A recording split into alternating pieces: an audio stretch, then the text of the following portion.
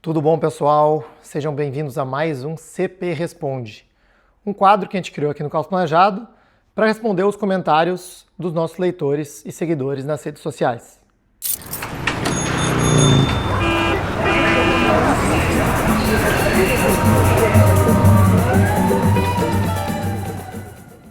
A gente vai começar o quadro de hoje falando sobre taxa de congestionamento, também conhecido como pedágio urbano.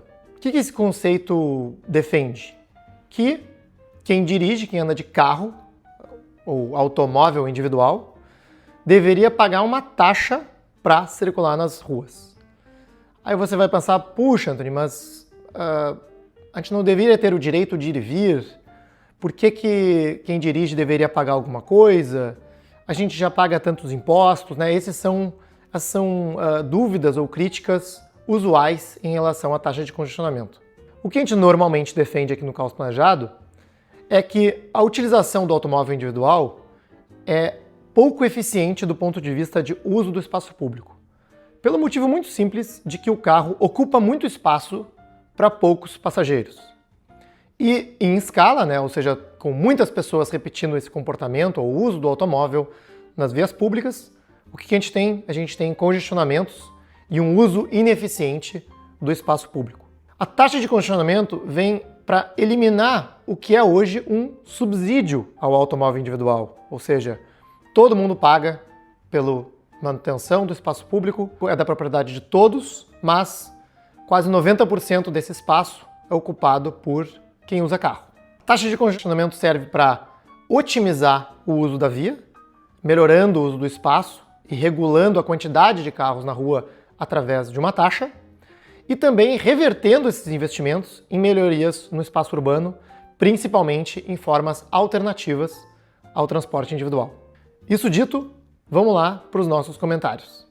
Então uma seguidora pergunta, mas isso não seria mais uma ação que reforça quem tem direito à cidade, mesmo que de carro? É quem tem dinheiro?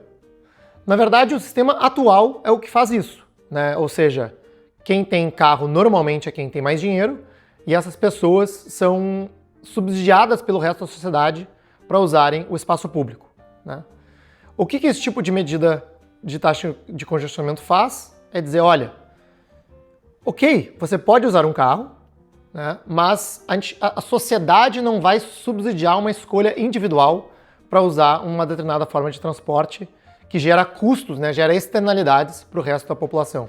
E essa taxa serve para financiar outras formas de transporte e melhorias no espaço público para garantir o direito à cidade a todos, que hoje, da forma que está, não é garantido. Outro seguidor faz o seguinte comentário: o problema é que a infraestrutura de mobilidade urbana pública, no geral, na maioria das cidades brasileiras é muito ruim. Ou você vai de carro, ou você não consegue se planejar e ir. Nova York tem uma infinidade de possibilidades, metrô para todo canto, calçadas largas, caminháveis, ônibus de qualidade, etc.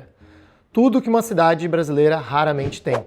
Muitos comentários vão nessa linha, né, de dizer, olha, primeiro a gente precisa de uma infraestrutura de transporte coletivo, primeiro a gente precisa de um transporte coletivo de qualidade, para depois pensar em taxar carros individuais ou qualquer coisa do gênero. Mas, na verdade, uma coisa antecede a outra. Qualquer sistema de transporte coletivo de massa numa grande cidade, principalmente os ônibus, que são fundamentalmente a principal forma de transporte coletivo das cidades brasileiras, não vai conseguir operar com eficiência se a gente tiver uma infinidade de carros nas ruas ocupando esse espaço. O que as prefeituras hoje tentam fazer no lugar de uma taxa de congestionamento? É criar corredores exclusivos ou faixas exclusivas de ônibus para que esses ônibus tenham fluxo de transporte e consigam operar com certa eficiência. Curiosamente, quando as faixas de ônibus ou os corredores de ônibus são implantados, eles não sofrem a mesma resistência política de uma taxa de congestionamento, embora o custo recaia principalmente em quem anda de carro na forma de tempo gasto. Por que a gente defende aqui uma taxa de congestionamento como uma medida mais efetiva do que os corredores de ônibus? Por dois motivos. Primeiro, porque é uma forma mais eficiente de utilizar o espaço público e gerar fluxos de trânsito de acordo com horários específicos, com regiões específicas da cidade, né, e que não dependem de uma infraestrutura específica como uma faixa, que não necessariamente vai ser usada com a maior eficácia em todos os horários do dia, e também porque a taxa de congestionamento também ajuda a gerar uma receita para poder implementar políticas de melhorias em transporte coletivo, transporte ativo, né, que é a caminhada, a bicicleta, que hoje estão muito deficitárias nas cidades brasileiras. Outro leitor faz a seguinte crítica, né? Mais uma vez, querem sempre tirar sem dar nada em troca. É óbvio, mas precisa ser dito, que não adianta defender essas coisas sem primeiro exigir melhorias de transporte público e walkability, caminhabilidade, senão só vai tornar a cidade inacessível. Então, né, novamente, mesma situação do comentário anterior. A gente precisa de uma ordem inversa, né? Os sistemas de ônibus, os sistemas de transporte coletivo não vão funcionar adequadamente se a gente tiver a quantidade de carros que a gente tem nas ruas hoje, se a gente não tiver fluxo de trânsito suficiente para manter uma operação de ônibus de uma forma eficiente. Né? Quem já conversou com operadores de ônibus, quem entende um pouco dessa dinâmica, sabe que quanto mais trânsito, menor a previsibilidade de horário dos ônibus e mais ônibus as operadoras precisam colocar para conseguir cumprir uma tabela de horários, porque evidentemente os ônibus vão andar mais lento, né? Então a gente vai ter menos frequência de ônibus nas paradas se a gente tiver um congestionamento, né, um uso muito ineficiente da via.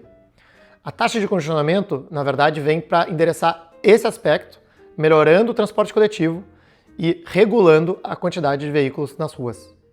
Outro fala na questão tributária, né? O povo brasileiro não aguenta mais ser taxado. Chega, já pagamos IPVA caríssimo para circular com nossos veículos.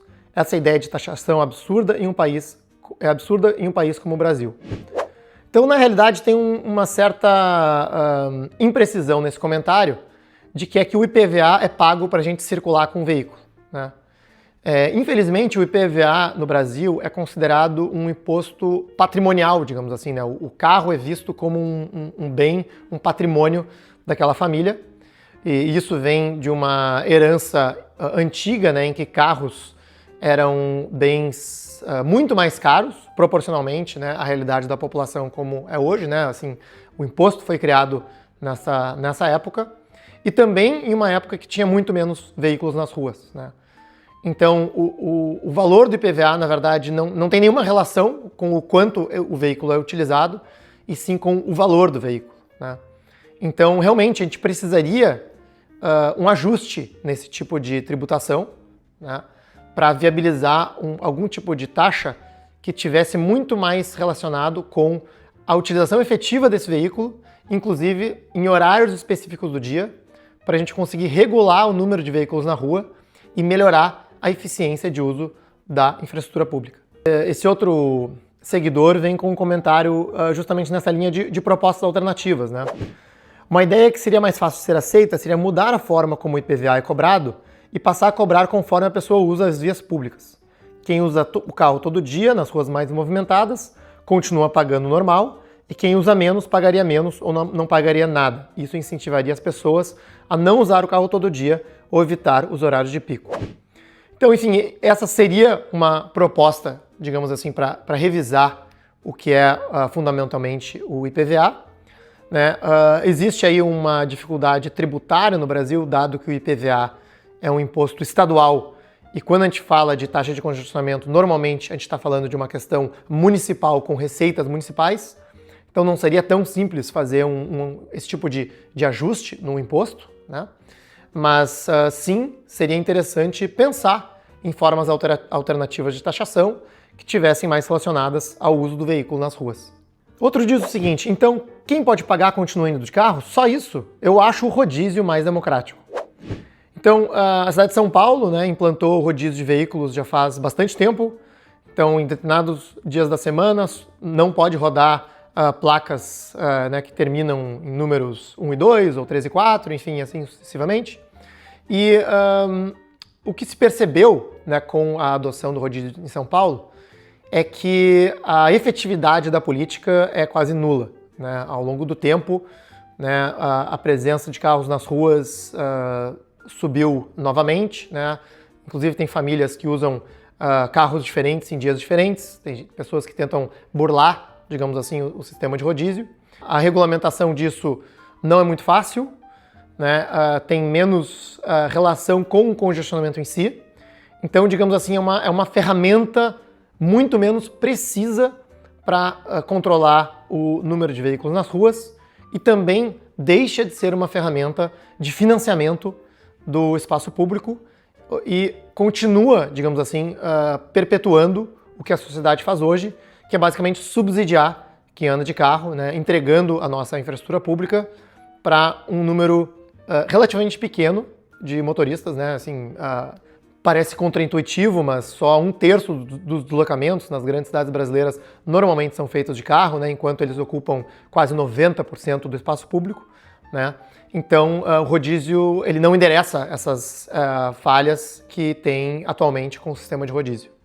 Gostou desse conteúdo? Aperta o like e ativa o sininho aí do YouTube para não perder os próximos conteúdos que a gente vai gravar aqui no CP Responde. Você concorda ou discorda com o que eu disse? Deixa o seu comentário aqui na página, né, porque o debate é parte fundamental do trabalho que a gente faz sobre cidades. Siga também o Caos Planejado nas outras plataformas, os links estão todos aqui na descrição desse vídeo. E eu sou o Anthony Ling e esse é o Caos Planejado, o seu canal sobre cidades.